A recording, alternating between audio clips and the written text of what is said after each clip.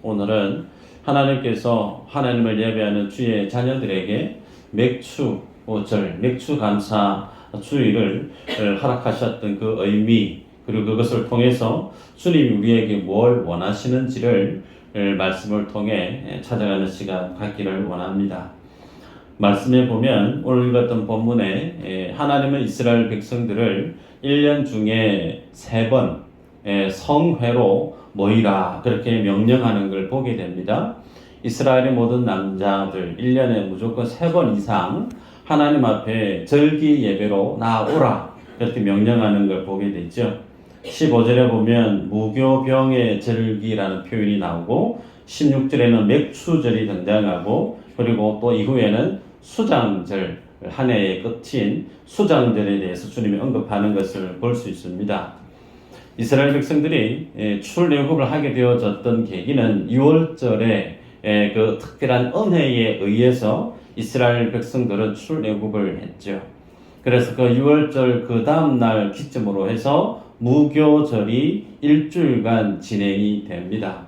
그 무교절 기간 동안에는 이스트를 넣지 않은 부드럽게 하는 그런 어떤 누룩을 넣지 않은 딱딱한 빵, 그걸 급하게 먹고 그렇게 급하게 먹고 마치 여행 가듯 빨리 도망가듯 그렇게 무교절의 절기를 지키게 했던 이유는 하나님께서 이스라엘 백성들을 애굽에서 구원하셨던 그 일들을 기억하게 하기 위해서 무교절을 주님이 명령하셨습니다. 그렇게 무교절이 일주일이 지나고 난 다음 안식 후 첫날, 그 첫날은 어떤 날이 되느냐면 초실절이라고 불립니다. 초실절, 소위 추수하는 첫날을 초실절 그렇게 표현합니다. 그러면 그 초실절에는 뭘 추수하느냐? 보리를 가장 먼저 추수합니다. 그러면 유대 땅의 게네사렛 평야에서 그곳에서 가장 먼저 보리 수확을 한 그것을 베어서 하나님 앞에 소재로 제물을 올려 드립니다. 그걸 오메르라고 해요. 뭐라고요? 오메르. 잘 모르시더라고요. 다른 목사님들도 몰라요. 그래서 오메르라고 합니다. 그래서 첫 이삭을 베서 하나님께 올려드리는 거. 그런데 그 이후에 초실절을 기준으로 해서 7주를 지내게 되죠. 7주를 지내게 되어지면 맞이하게 되는 절기가 맥추절입니다. 그래서 맥추절은 불리는 이름이 다양하죠. 7주를 지난다고 해서 77절 그렇게 불리기도 하고 7주 그러니까 49일 지나고 나면 50일이 되죠. 그래서 50일째도 해당되어진다고 해서 오순절 그렇게 불리기도 합니다. 그래서 맥추절 혹은 77절 혹은 오순절 같은 의미로 그렇게 이해하시면 됩니다. 자, 그런데 중요한 것이 초실절, 소위 무교절을 일주일 지나고 난 다음 그 다음날 안식 후 첫날 초실절 기준으로 해서 맥추절을 경험하게 되어지는 그 7주간의 기간이 소위 유대인들에게 있어서는 운명의 7주라고 불립니다. 운명의 7주. 왜 운명의 7주라고 그렇게 불리느냐면 지중해 기후와 그리고 중동의 이 예루살렘 땅의 그 상관관계 속에서 그 시기의 기후가 상당히 변덕이 심하다는 겁니다. 예를 들면 비를 동반한 북서풍이 있습니다. 위에서 내려오는 북서풍이 있고 또 밑에서 올라오는 뜨거운 사막을 통과한 뜨거운 바람이 있는 남동풍이 있어요. 그래서 북서풍과 남동풍이 그 시기에 소위 운명의 7주, 그걸 다른 표현을 할 때는 오메르 기간 혹은 오메르 어떤 주간 그렇게 불리기도 하는데요. 그 7주 상간에 이 기후가 상당히 불안정하다는 겁니다. 그래서 예를 들어서 비가 많이 오게 되어지는 북서풍이 불리게 되어지면 그 해에 예를 들어서 올리브 수확을 하게 되어지는 과수 작물들 같은 경우에는 꽃이 피고 수정을 하고 열매를 맺어야 되는데 꽃이 피자마자 비가 오게 되어지면 그 꽃들이 다 떨어지죠. 수정을 못하는 거예요. 그러면 과수농사, 그해 과수농사는 소득이 없는 겁니다. 그리고 보리는 초실절에 가장 먼저 보리 배기를 시작하는데 보리를 이제 베려고 하는데 비가 많이 와요. 그럼 어떻게 될까요? 보리 수확에 치명적으로 데미지를 입게 되는 거예요. 그래서 큰 수확을 못 얻습니다. 그럼 반대로 뜨거운 남동풍이 밑에서 올라오게 되어지면 어떤 현상이 있는가? 보리 같은 경우에는 뜨거운 걸 좋아해서 괜찮지만 밀 같은 경우에는 뜨거운 것이 또 상극이에요. 밀은 차가운 작물에 해당되어집니다. 그래서 비가 오거나 혹은 날씨가 추워지면 더 뿌리가 깊숙이 뻗고 알곡들이 더 튼튼하게 자라난대요. 그런데 그 시기에 뜨거운 바람이 밑에서 올라와 버리게 되어지면 밀이 성장하지 못하고 뿌리가 말라지고 그리고 밀 수확이 양이 확 줄어든다는 겁니다. 그래서 이 7주 기간 중에 한 종류의 바람이 계속 불어 닥치게 되어지면 그해 농사를 그다지 크게 이익을 보기 어렵죠. 그래서 가장 좋은 어떤 시기는 1주는 북서풍이 불어오고 나머지 6주는 남동풍이 불어올 때 가장 이상적인 큰 수확을 얻을 수 있는 기후라고 얘기를 합니다. 여러분, 그러기에 이 오메르 기간이 되어지면 그 땅에 있는 모든 사람들이 어디만 바라볼까요? 하늘만 바라보는 거예요. 하늘만 바라보고 정말 가장 최적의 날씨가 구비되어져야만이 소득을 얻을 수 있는, 수확을 얻을 수 있는 시기가 되기 때문에 하늘만 바라보는데, 자, 여기에서 중요한 게 있죠. 가나안 땅의 현지인들은 그들이 섬겨왔던 신이 있습니다. 소위 수확을 많이 하게 만들어주는 신, 바알 신 혹은 아세라 있겠죠. 그런 신에게 나아가서 이 오멜 기간 내내 수확을 두고 풍성한 어떤 소출을 두고 그렇게 신에게 나아가서 열심히 기도를 하는 거예요. 그러면 그 모습을 지켜보고 있는 이스라엘 백성들은 어떤 마음이 들까요? 이스라엘 백성들도 동일하게 농사를 짓는 똑같은 농사꾼들이기 때문에 하나님을 향해서 바라보게 되어지는데, 하나님 앞에 나오지 않고 다른 현지인들이 바알을 쫓고 아세라를 쫓는 것처럼 그렇게 우상에게 나아갈까 싶어서 주님이 오메르 기간 가운데 주님이 그 날씨를 주장하실 뿐만 아니라 그 시간에 오직 하나님께만 집중하게끔 말씀을 하시는 겁니다. 그런 시간이 49일이 지나고 난 다음에 맞이하게 되어지는 맥추절, 그 맥추절 절기에 낫을 들고 수확을 하게 되어지면 농사꾼들의 그 마음이 어떨까요? 얼마나 감사가 되겠습니까? 하나님이 내 밭의 작물들을 지켜주셔서 내가 정말 애쓰고 수고한 것들이 정말 보람있고 결실하게 되어지는, 갚아주시는, 내가 애쓴 것보다 더 많은 것으로 복을 주시는 그 하나님, 감사가 당연히 맥추절 절기에서는 넘칠 수밖에 없겠죠. 그래서 그 맥추절 절기에 주님이 성회로 부르는 겁니다. 모든 남자들은 이 맥추절 절기에 주님 앞에 예배하러 나오느라 라고 주님이 말씀하는 거예요. 그래서 이 맥추절을 주님이 제정하신 의도, 그 중심에는 그들을 구원하셨던 여호와 하나님, 그들을 구원하셨을 뿐만 아니라 구원하신 그들에게 삶의 풍성함을 주님이 공급해 주시는 그들의 하나님 되심을 기억하게끔 하기 위해서 주님은 맥추절 절기를 제정하시고 그것을 지키라, 그렇게 말씀을 합니다. 여러분, 신명기 11장 13절 15절을 보면 이렇게 나옵니다. 내가 오늘 너희에게 명하는 내 명령을 너희가 만일 청종하고 너희의 하나님 여호와를 사랑하여 마음을 다하고 뜻을 다하여 섬기면 여호와께서 너희의 땅에 이른 비 늦은 비를 적당한 때에 내리시리니 너희가 곡식과 포도주와 기름을 얻을 것이요 또 가축을 위하여 들에 풀이 나게 하시리니 네가 먹고 배부를 것이라. 마지막에 네가 먹고 배부를 것이라.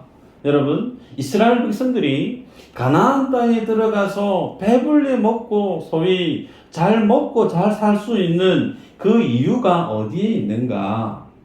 하나님께 있다는 거예요. 하나님이 오늘 읽었던, 좀 전에 읽었던 그 말씀에 보면 적당한 때에 이른 비와 늦은 비, 바람이 불어야 될 타이밍에 주님이 바람을 동원하시고 비가 와야 될 그 타이밍에 주님이 비를 주셔서 마치 농사꾼인 유대인들, 이스라엘 사람들이 농사를 짓는 것 같지만 실제 본질적인 농사는 누가 짓는 거예요? 하나님께서 햇빛을 주시고 물을 주시고 적당한 바람을 주님 허락해 주셔서 소출을 하게 만드는, 그래서 이스라엘 백성들에게 있어서 이 절기를 통해서 주님이 뭘 가르치시고 있는가? 이스라엘 백성들이 배불리 먹고 풍족한 삶을 살게 하는 그 요인, 그 원인은 여호와 하나님 앞에 있다라는 사실을 주님이 절기를 통해서 가르치고 있다는 겁니다. 여러분, 출애굽을 할 때 모세를 통해서 하나님이 이스라엘 백성들에게 출애굽을 시킬 때 그들에게 가야 될 그 목적지 가나안 땅을 어떻게 소개했었느냐면 젖과 꿀이 흐르는 땅, 소위 아주 비옥한 땅이라고 주님이 말씀을 하셨습니다. 여러분, 그러지만 오늘 좀 전에 제가 말씀드렸지만 맥추절 절기 오메르 기간 동안 농사 짓는 사람들은 하나같이 하늘을 바라보고 하나님께 그 마음이 집중될 수밖에 없는 거예요. 내가 아무리 애쓰고 수고했지만 하나님이 날씨를 적절하게 역사해 주시지 않으면 내 모든 그 수고가 별 의미가 없어지는 겁니다. 그러기에 젖과 꿀이 흐르는 그 땅에서 풍성함의 근거가 뭔가? 땅에 있지 않다는 거예요. 땅에 있지 않습니다. 그리고 기후에 있지 않다는 거예요. 땅의 주인이 여호와 하나님이시고 그 날씨를 주장하시는 이가 여호와 하나님이시기 때문에 결국은 이스라엘 백성, 하나님의 자녀가 이 땅 가운데 복된 삶을 살아가게 되어지는 절대적인 원인이 어디에 있는가? 하나님께 있다는 거예요. 구체적으로는 하나님에 대한 믿음이 건강해야 되고 그 믿음의 근거가 되어지는 여호와 하나님이 약속하신 그 말씀이 내 안에 살아 역사되어지는 건강한 믿음, 말씀에 근거한 믿음, 이것이 이스라엘 백성들이 젖과 꿀이 흐르는 그 땅에서 하나님의 부유하심을 경험하게 되어지는 근거라는 것을 주님이 말씀합니다. 그러기에 여러분, 맥추절기에 이 절기 때 이스라엘 백성들이 하나님 앞에 감사하게 되어지는 근거가 어디에 있는가? 표면적으로는 하나님이 그들을 구원하셨던 그 구원의 은혜 있습니다. 또 구원하셨을 뿐만 아니라 약속이 그 땅에 구원받은 하나님의 백성으로서 살아가게 만든 그 삶들 속에 주님이 채워주셨던, 주님이 날마다 때마다 공급해 주셨던 그 모든 수확물, 삶의 결과치, 그것에 대해서 감사하는 건 물론 있습니다. 그런데 그것은 부수적이라는 거예요. 그게 본질이 아니라는 거예요. 본질은 뭐냐면 여호와 하나님이 이스라엘 백성들과 늘 임마누엘로 함께 하셨다는 겁니다. 그들의 소소한 것까지 주님이 다 아시고 그들의 필요를 주님이 늘 챙기시고 그들을 향한 하나님의 시선이, 하나님의 눈동자가 어깨를 나간 적이 없다는 거예요. 늘 하나님의 자녀와 함께 동거동락하고 계셨던, 나는 잘 느끼지 못해서 치더라도 여호와 하나님은 늘 함께 하셨다는 거예요. 그렇게 나와 늘 함께 하셨던 그 주님으로 이스라엘 백성들은 절기 때 나와서 나의 하나님 앞에 합당한 절기의 예배자로 설 것을 주님이 말씀합니다. 저는 운전은 잘 하는데 길을 잘 몰라요. 타고난 길치입니다. 그래서 절대적으로 필요한 게 내비게이션이에요. 내비게이션 얼마나 감사한지 몰라요. 그런데 그 내비게이션의 작동 원리를 찾아보니까 인공위성이 최대한 3개에서 4개, 인공위성으로부터 전파를 수신을 해서 내가 있는 위치와 내가 가야 될 목적지에 대한 거리와 방향을 알 수 있다 그럽니다.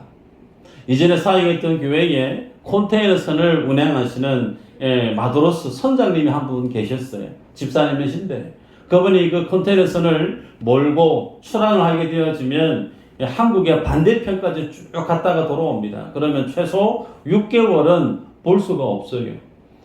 그러니까 주일날 한번 얼굴 보는 것이 일주일에 많으면 한두 번이, 그것도 쉽지가 않습니다. 제가 물었어요. 집사님, 그렇게 먼 길을 갔다가 어떻게 한국으로 돌아옵니까? 바보 같은 짐을 제가 던졌어요.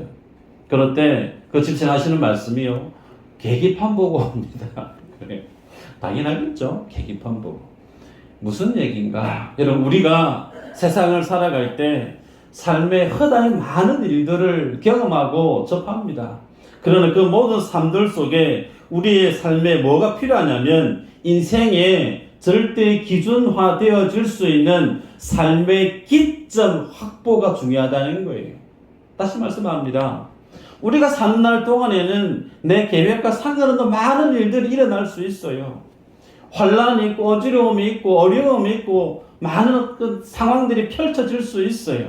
근데 그 모든 상황들을 다 뛰어넘을 수 있는 원리가 어디에 있느냐? 하나님이 나를 구원해 주셨던 그 구원의 은혜, 주님을 만났던 그 순간, 내가 주님 앞에 구원받았던 그 구원의 기점, 그 날이 우리들 안에 기억되어져야 된다는 거예요. 내가 주님을 만나서 주님으로 구원을 입어서 하나님의 자녀가 되어져서 하나님의 인격적인 만남으로 구원의 확신을 누렸던 그 하나님과 나와의 만났던 믿음의 기점이 중요하다는 거예요.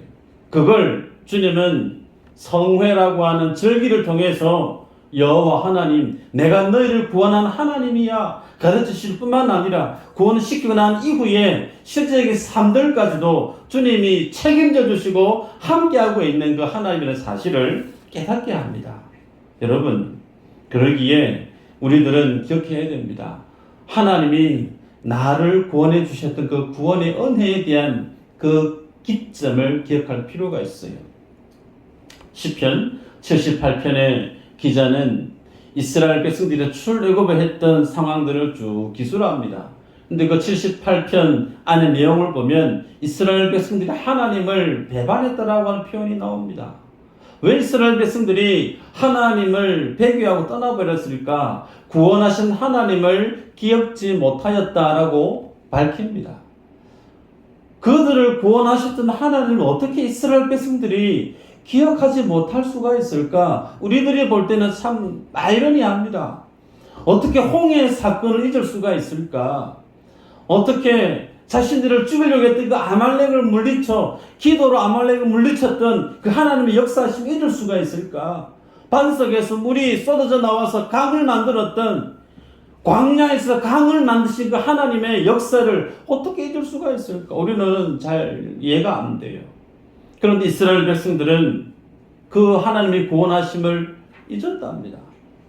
그 하나님의 구원하심을 잊고 하나님을 떠날 것을 하나님이 몰라셨을까? 아시죠? 배교한 이스라엘 백성들 주님이 아십니다. 그러기에 주님이 1년에 무조건 3번 성회로 모이라고 말씀하시고 그 모여서 내가 너희를 구원한 하나님이고 구원의 선에서 뛰어넘어서 너희와 함께 동거동락하고 있는 너희의 삶을 책임지시고 있는 너희의 주인된 여호와 하나님을 기억해라 라고 절기로 못 받고 있음을 보게 됩니다.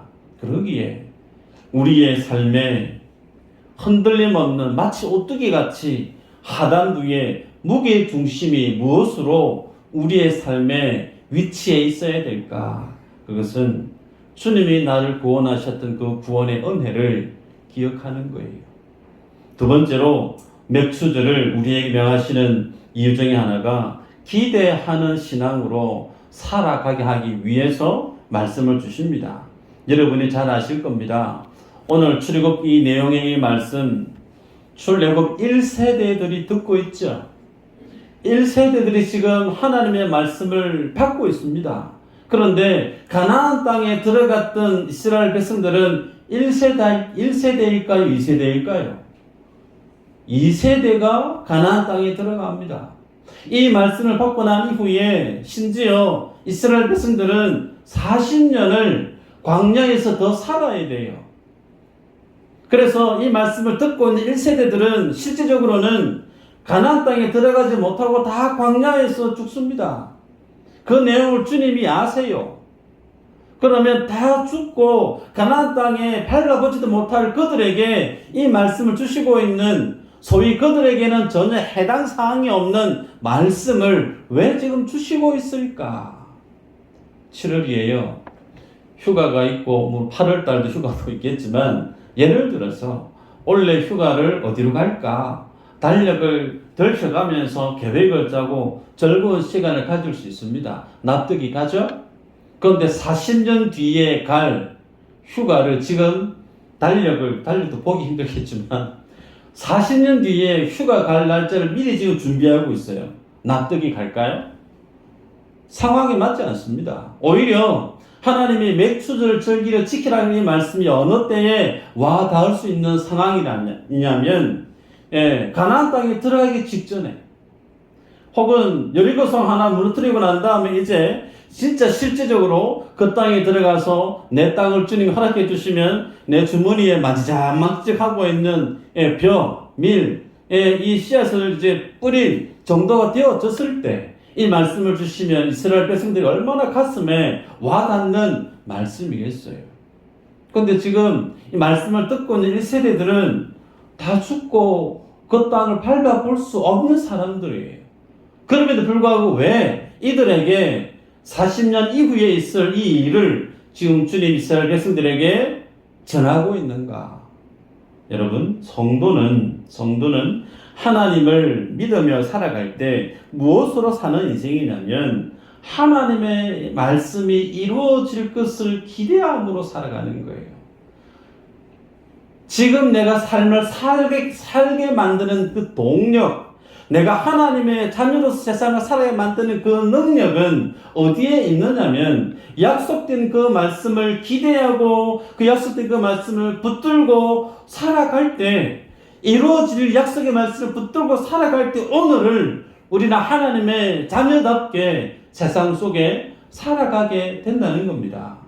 여러분, 그러기에 하나님의 백성으로, 하나님의 공동체로 살아가게 하기 위해서는 하나님의 약속의 말씀을 기대하는 신앙으로 살아가라고 맥추절 절기를 우리에게 제시하고 있습니다. 여호수아서 5장 10절 12절에 보면 이스라엘 백성들이 출애굽을 하고 난 이후에 가나안 땅 길갈에 도착합니다. 그런데 그 길갈에 도착하고 나면 어떤 일이 일어나느냐면 하늘에서 매일처럼 왔던 만나가 뚝 끊어져 버려요. 그 길갈에서 다시는 만나가 하늘에서 내려오지 않습니다. 성경은 그 이유를 이스라엘 백성들이 그 땅의 소산물을 먹었더라, 소위 땅에서 나는 작물, 하나님이 약속했던 그 땅에 도착해서 그 땅에서 나는 작물을 먹었을 때에 하나님이 더는 하늘에서 내리는 그 만나를 주시지 아니했다, 성경이 기록하고 있습니다. 여러분, 그러면 광야에서의 삶과 가나안 땅에서의 삶을 여러분 생각해 보기 바랍니다. 그 가나안 땅에서 먹거리를 해결하기 위해서는 무엇이 필요할까요? 오늘 우리가 읽었는데요. 23장 16절에 네가 수고하여 밭에 뿌린 것이라는 표현이 나오죠. 약속의 땅 가나안에 들어가서 먹거리는 절대적으로 무엇이 요구되냐면 수고가 동반된다는 거예요. 여러분, 광야에서는 이스라엘 백성들이 뭘 먹을까 고민할 필요가 없죠. 메뉴는 하나예요. 만나.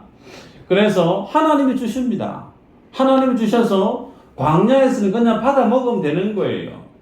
그리고 그 광야에서는 누군가가 나를 해하려고, 누군가 나를 죽이려고 그런 대적들에 대한 고민을 할 필요가 없어요. 왜요? 하나님이 구름 기둥, 불 기둥으로 나를 지켜주시고 있기 때문에. 그리고 광야에서는 먹고 살아가는 문제에 대해서 나의 신변의 안전에 대해서 1도 고민할 필요가 없는 곳이 광야입니다. 아이러니하죠. 그런데 가나안 땅에는 어떤 상황이 펼쳐질까요? 수고해야 되는 거예요.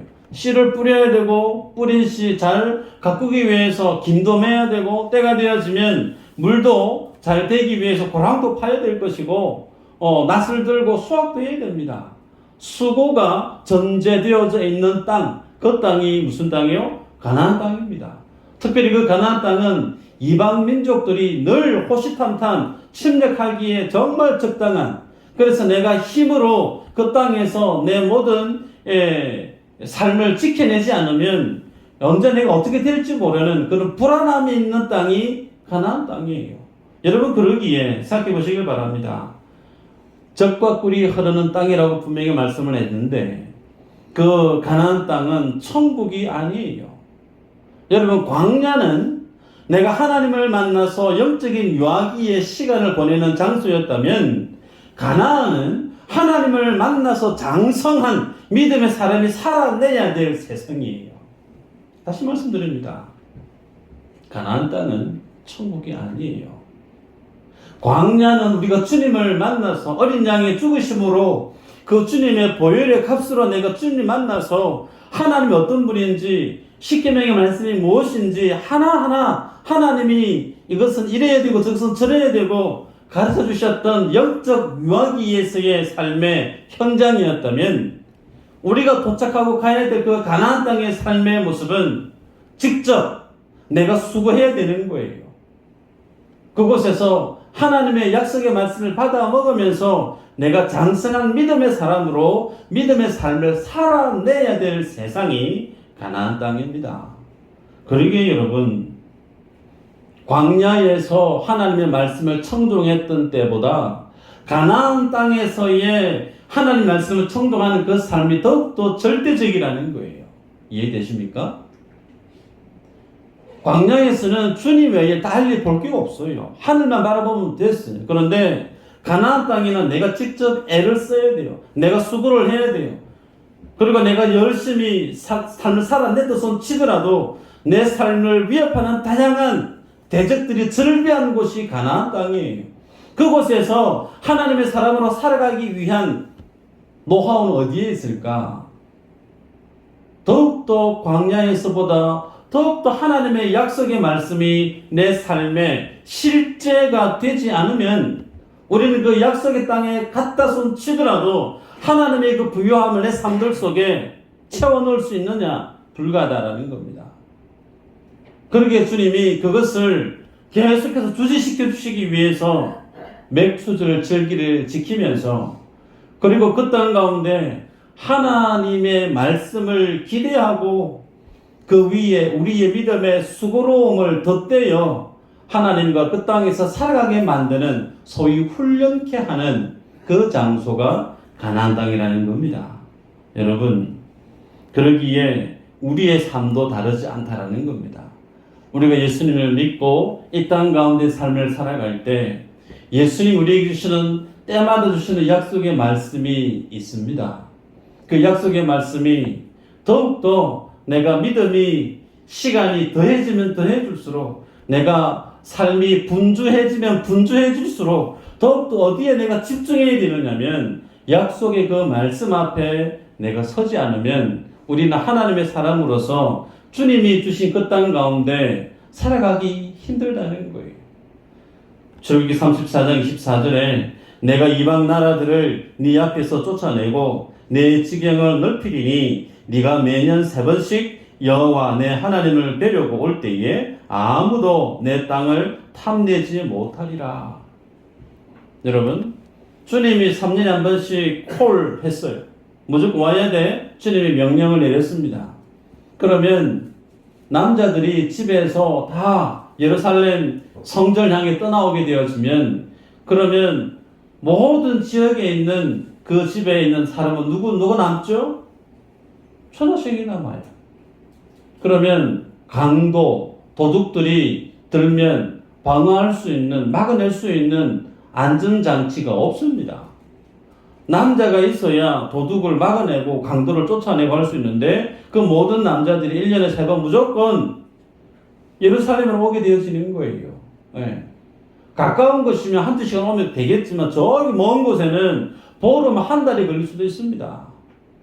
그 기간에 왔다 갔다 왕복 시간을 따지고 보면 그거 마음이 얼마나 불안하겠습니까?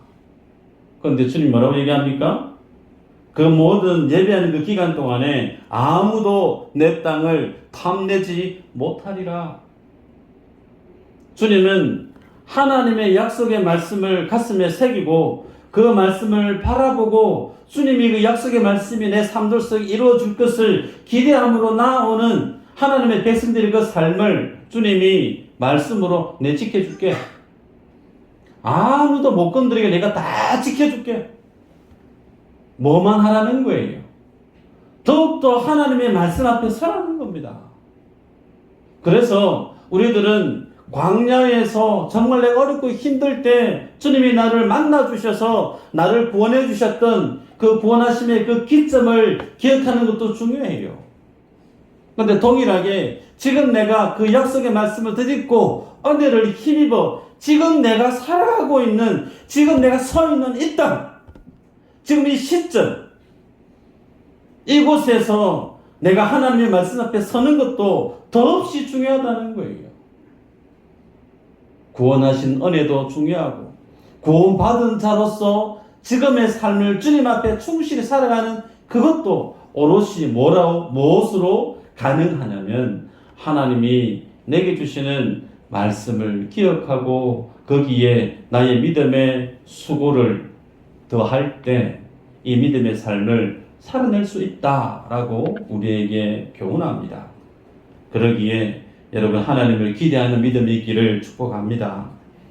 내가 지키고 수고하고 애쓰고 버는 거, 그렇게 해서 내 능력을 통해서 세상 살아가는 거, 그럴 수 있어요. 그러나 하나님의 사람은 하나님의 약속의 말씀에 내 삶을 내어 맡기는 거예요. 이것이 믿음이죠. 꼬맹이가 엄마 아빠를 절대적으로 믿는 것처럼 믿을 때 자신을 던져 맡깁니다. 아직도 기억납니다. 큰 녀석 키울 때 장롱 위에 올라가가지고 딴 일 하고 있는데 아빠 해놓고 쑥 들어보니까 그냥 뛰어내리는 거예요. 안 받아주면 머리 계속 깨는 거겠죠. 그죠? 근데 아빠가 받아줄 줄 믿으니까 무조건 뛰어내리는 거예요. 맡김. 그 하나님을 신뢰하는 사람, 그 주님을 만난 사람은 맡깁니다. 주님이 아무도 네 땅 넘보지 못하게끔 내가 지키겠다. 그 약속한 이 주님의 약속의 말씀이 여러분의 삶의 실제가 되기를 축복합니다. 그래서 그 하나님의 형통이 여러분의 삶의 스토리로 풍성한 간증거리로 채워지는 믿음의 권속들 되시기를 축복합니다. 기도합니다.